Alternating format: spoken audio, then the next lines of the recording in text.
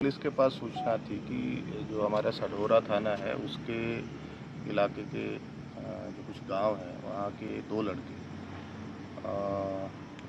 कालाअंब की तरफ, नारायणगढ़ की तरफ किसी गैंगस्टर के इशारे पे कोई टारगेट किलिंग करने की तैयारी में है। तो उसमें हमने नाकाबंदी करके और जब उन बदमाशों को पकड़ने की, इंटरसेप्ट करने की कोशिश की तो उन्होंने पुलिस पर फायरिंग की।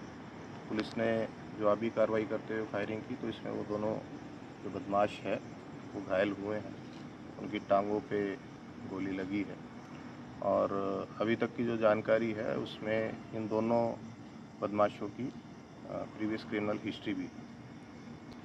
अभी पूछताछ हम कंप्लीट करेंगे। अभी ज़्यादा कुछ बताना इन्फॉर्मेशन, मुलाजिम सेफ हैं।